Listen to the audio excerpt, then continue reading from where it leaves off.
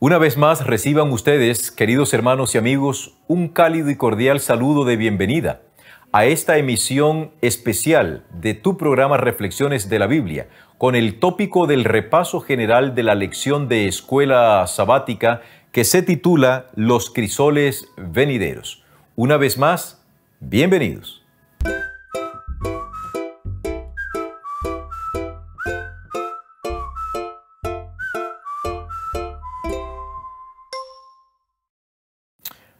Amados, no os sorprendáis del fuego de prueba que os ha sobrevenido, como si alguna cosa extraña os aconteciese.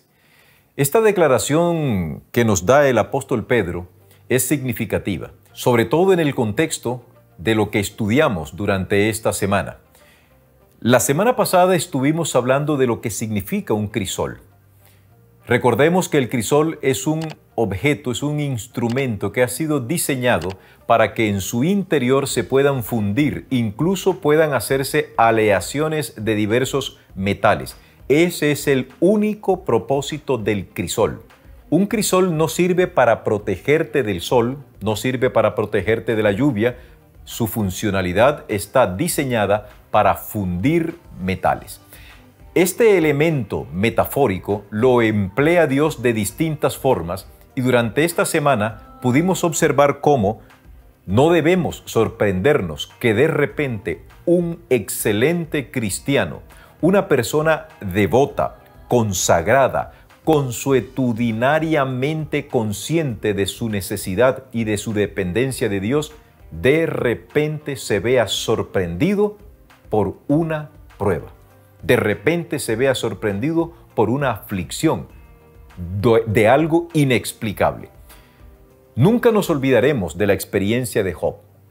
Jamás nos olvidaremos tampoco de la experiencia de José, de Jacob, de esos grandes personajes de la Biblia que lucharon denodadamente para mantener una conducta intachable delante de Dios y sin embargo las aflicciones les sobrevinieron intempestivamente, sin previo aviso. ¿Creemos que seremos diferentes a ellos? Bajo ninguna circunstancia. El versículo introductorio de esta semana, que aparece en la primera carta de Pedro, en el capítulo 4, versículos 12 y 13, nos recuerda: amados, dice el antiguo pescador, no os sorprendáis del fuego de prueba que os ha sobrevenido, como si alguna cosa extraña os aconteciese, sino gozaos por cuanto sois participantes de los padecimientos de Cristo, para que también en la revelación de su gloria os gocéis con gran alegría. Este es un versículo, un texto bíblico que es bastante antitético. Es imposible que uno no se pueda sorprender frente a una adversidad repentina. Esto es inevitable. Pero el apóstol Pedro no se está refiriendo al hecho de que de repente se te cayó un techo o que de repente la puerta se cayó. Él no está haciendo alusión a ese tipo de adversidades repentinas que ocurren en un mundo hostil, en donde los elementos naturales a veces parecen salidos de control. Pedro no está refiriéndose a eso. Es más, casi que lo puedo oír a él teniendo un soliloquio, diciendo: no es posible que a mí, que anduve con Cristo tan cercano a Él, me pude haber equivocado cuando sin saber le dije: maestro, llamándolo aparte, maestro, que estas cosas no te sucedan. Y encontrarme que mi maestro me dice: apártate de mí, Satanás. ¿En qué momento yo me dejé usar por Satanás? Es lo que Pedro está diciendo. No te sorprendas, dice Pedro, de que esto te ocurra porque a mí me pasó. Hoy nosotros podemos encontrar a pastores que han sido consagrados al Señor y de repente los vemos abandonando las filas de la iglesia. Nos vamos a encontrar con pastores que en un momento, o hermanos que en algún momento se gozaron del Evangelio, y de repente los vemos convertidos en acérrimos enemigos de nuestra iglesia. ¿Nos debe sorprender esto? Ciertamente para el cristiano ninguna sorpresa debe ocurrir en los acontecimientos que aquí en la tierra vienen. El apóstol Pedro nos quiere advertir sobre el particular. Amados, no os sorprendáis. Mientras nosotros estemos viviendo en este mundo hostil, no tendremos en ningún momento quietud. Ya el Señor nos lo había advertido. A muchos el sufrimiento nos llega de repente. Lo más importante aquí no es que entendamos la naturaleza sorpresiva del sufrimiento de una enfermedad, sino lo que más nos debe preocupar es que el pecado no nos sorprenda a nosotros y nos encuentre con nuestras defensas bajas. Por demás está decir que Satanás también tiene sus propios crisoles, es decir, no que lo utilice para purificarnos. El crisol que él utiliza es para quemarnos, para destruirnos, para fundirnos.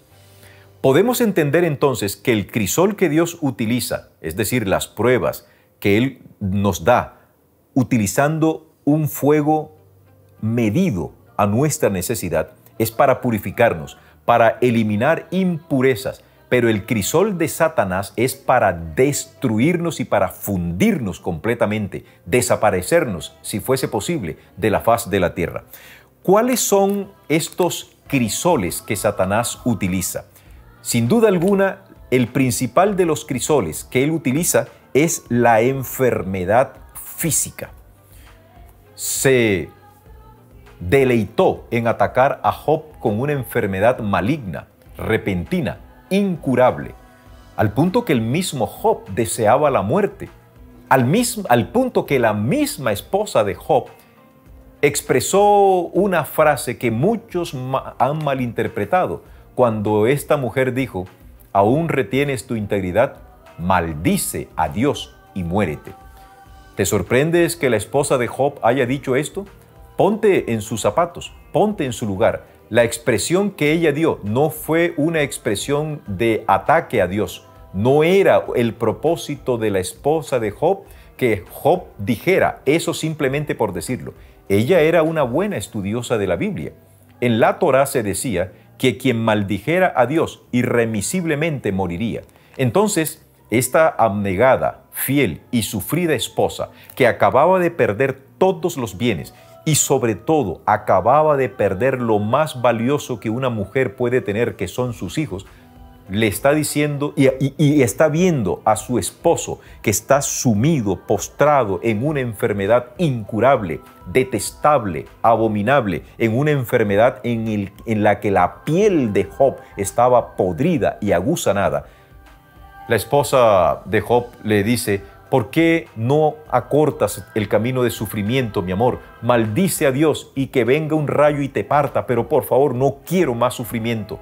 Eso no lo dice una mujer mala, eso lo dice una mujer que es empática con su esposo. No juzguemos a la mujer de Job. Capaz que tú no hubieses soportado lo que esa mujer soportó. Pero fíjate tú que Dios le dio a ella una retribución. Si ella hubiese actuado mal delante de los ojos de Dios, Dios no lo hubiese visitado en darle otra vez otros hijos. Esto es algo que debemos tener en consideración. Los crisoles de Satanás, él busca la enfermedad para arruinarnos completamente. Los accidentes, un accidente ferroviario, un accidente de aviación, un accidente automotriz, un accidente laboral que acaba con nuestra vida, que cercena nuestro cuerpo, que mutila algún órgano, alguna extremidad. Todo eso son los crisoles. La calumnia, la muerte, los desastres naturales. Todos estos son crisoles que Satanás utiliza para eliminarnos, si fuese posible, de la faz de la tierra. Lo otro es la tentación constante. Satanás tiene la capacidad de esperar. Él me asedia a mí, te asedia a ti. Si no caemos por este lado, lo intentará por este otro lado, lo intentará y siempre lo intentará. Lo mismo hizo con Jesús. Lo único que nosotros podemos hacer es soportar la tentación si nos ponemos del lado de nuestro Dios. Lo cierto, querido, es que Dios ha prometido que aquellos que sufren de manera repentina, Él los restaurará. Él los levantará, los sacará más fuerte de esa situación. Otro aspecto que debemos tener en cuenta es que también el pecado, que es un agente casi que independiente, también tiene sus propios crisoles. El pecado es una condición natural que el ser humano tiene desde que cedió a las insinuaciones de Satanás. Me di a la tarea de investigar si existía por casualidad una lista exhaustiva de pecados y me encontré nada más y nada menos que 676 pecados que alguien encontró en las Sagradas Escrituras. 676 pecados. Voy a leerte solamente alguna de las listas que aparecen acá. Dentro de la teología cristiana se habla de los 7 pecados capitales, como son la lujuria, la ira, la soberbia, la envidia, la avaricia, la pereza y la gula. Estos son supuestamente los 7 pecados capitales o mortales. Pero la Biblia, según este autor, identifica 676, entre los que se encuentra abandonar a Dios, abandonar la reunión con los creyentes, el aborto, abundar en la ociosidad, acechar para acusar a los siervos de Dios, aceptar un soborno, acercarse a Dios con palabras pero no con el corazón, acusar, adivinar, adorar a los ángeles en lugar a Dios, adular para obtener beneficios, adulterio. Y yo le puedo agregar, ustedes pueden buscarlo en internet, 676 pecados. La Biblia nos habla de los siguientes: borrachera, lascivia, orgullo, mentira, ira, inmoralidad, celos enfermizos, idolatría, brujería, odio, contiendas, disensiones, etc. La lista de pecados es interminable y cada pecado intenta destruirnos a nosotros. El problema está en que a veces yo he pensado, y no sé tú, que uno puede pecar y que las consecuencias derivadas del pecado a mí no me alcanzarán. Pero la verdad yo debo reconocer, y creo que todo cristiano consecuente con su fe debe reconocer que, en última instancia, el pecado nos alcanza. ¿Cuál es el propósito del pecado? ¿Elevarnos? El propósito del pecado es destruirnos en lo absoluto, postrarnos, hundirnos. Ese es el propósito. Las consecuencias del pecado, a veces Dios intenta paliarlas un poco, pero es inevitable. Dios dice que se aira, que la justa ira de Dios sobreviene al hombre que comete pecado. Pero no es que Dios esté esperando con los brazos cruzados, como nos dice el autor de la lección, para ver quién comete un pecado y, a la usanza del antiguo Zeus de la mitología griega, sacar una flecha de su carcaj y luego lanzarla contra ese impenitente. Ese no es el actuar de Dios. Pero Dios sabe que cada acto equivocado va a traer una consecuencia. A veces la consecuencia no llega inmediatamente, pero puede venir más tarde. A veces, muy escasas veces, en su misericordia, Dios elimina momentánea o definitivamente la consecuencia por un acto que solamente Él, o por una razón que solo Él conoce. Pero no hagamos ningún trato con el pecado. Cuando analizamos entonces este tema de los crisoles de la modernidad, de la actualidad, yo me formulo una pregunta: ¿qué cosas nos purifican a nosotros? Como pastor adventista, como profesor universitario, pero por encima de todas las cosas, como un ser humano común y silvestre como ustedes, me he formulado la pregunta: ¿qué cosas me purifican a mí? He llegado a una conclusión. No necesariamente tienes que compartirla. La emito simplemente para que se genere un acto de reflexión y que tú puedas añadirle, le puedas anexar, la puedas quitar o la puedas eliminar. Pero en mi experiencia como ser humano, como pastor y como profesor, he llegado a esta conclusión: lo que más me purifica a mí es o son mis errores. Cuando yo he cometido un error, yo entiendo que algo de mi carácter no estaba bien. Y entiendo lo que dice el apóstol Pablo allá en 1 Corintios capítulo 3. Cuando yo creo que estoy construyendo un carácter simétrico y resulta que llega la prueba, si la prueba desbarata o quema mi carácter, o quema lo que yo pensaba que estaba bien construido, entonces debo darme cuenta que yo estaba construyendo mi carácter sobre la base del heno, de la paja o de la madera o de la hojarasca. Pero si la prueba llega a mi vida y yo la paso, entonces voy a darme cuenta que mi carácter se estaba estructurando sobre el oro, sobre la plata o sobre las piedras preciosas, que frente a la acción purificadora del fuego, quedan mucho más radiantes, quedan más perfeccionados. Por eso, creo yo que los errores son uno de los factores más determinantes para que nosotros seamos purificados. Cuando nosotros cometemos un error, si la persona es consciente y tiene por lo menos la sensibilidad de admitir su error, él puede decir, me equivoqué. Esto yo pensé que lo estaba haciendo bien. Yo pensé que era un cristiano maduro. Descubro que todavía estoy vendido al pecado y que debo mejorar este aspecto específico que el Espíritu Santo me está mostrando. Queridos, no te sorprendas de que tú mismo te des cuenta que estás cometiendo un error y que, caramba, tan viejo como soy y acabo de cometer este error. Así es la naturaleza humana. Los errores nos ayudan a purificar. Otro crisol que podemos estar seguros nos sirve también es la madurez. Explico esto.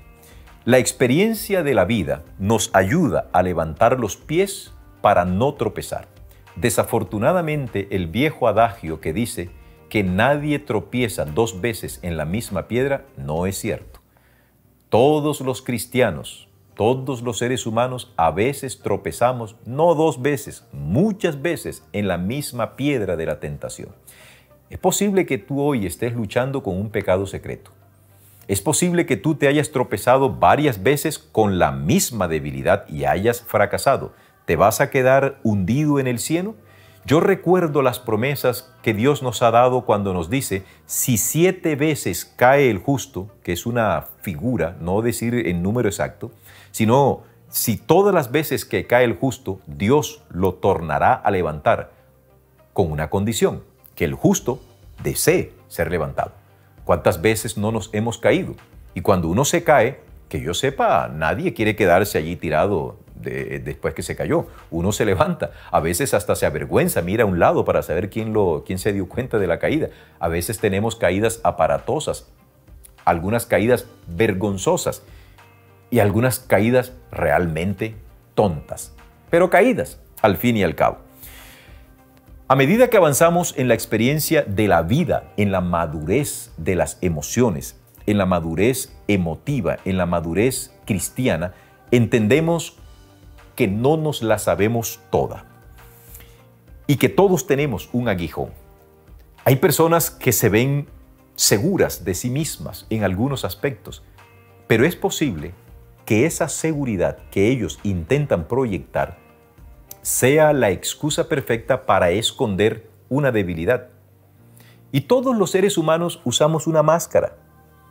En algún momento utilizamos una máscara para esconder nuestras debilidades, pero la madurez nos enseña que todos tenemos en algún momento que doblegarnos y admitir, yo también me equivoqué. El apóstol Pablo dice que él tenía un aguijón y que ese aguijón lo mantenía humilde. Yo no sé cuál es el aguijón en tu carne, yo conozco el mío y le pido a Dios que no me lo quite. ¿Saben? Porque ese aguijón en la carne me ayuda a mí a mantenerme humilde y a no creer que me las sé todas en esta tierra. Llegando a la conclusión de esta maravillosa lección que nos orienta en cuanto a nuestro crecimiento cristiano, debemos entender que Dios en su providencia nos conduce a veces, nos ubica en ciertas situaciones para que nosotros nos demos cuenta que nuestro carácter estaba siendo muy mal formado, que estábamos utilizando elementos muy malos para la estructuración del carácter. Dios permite los fuegos de la aflicción, pero alabo el nombre de Dios, personalmente lo alabo. Yo creo y espero que tú también te unas en esta alabanza a Dios, que Dios jamás nos deja pasar por una prueba que sea superior a la capacidad que Él nos ha dado para soportar la prueba, y al tiempo que nos da la capacidad para soportar la prueba, Él nos muestra la salida para que podamos vencer. Dios es bueno con nosotros, siempre lo ha sido, y nosotros debemos también entender que a veces cosechamos las consecuencias de un pecado que cometimos hace décadas. Un hombre que vivió consumiendo alcohol por muchos años en su juventud temprana Que no se sorprenda que cuando llegue a los 50 o a los 60 años desarrolle una cirrosis hepática como consecuencia de ese error de haber violado las leyes de la salud.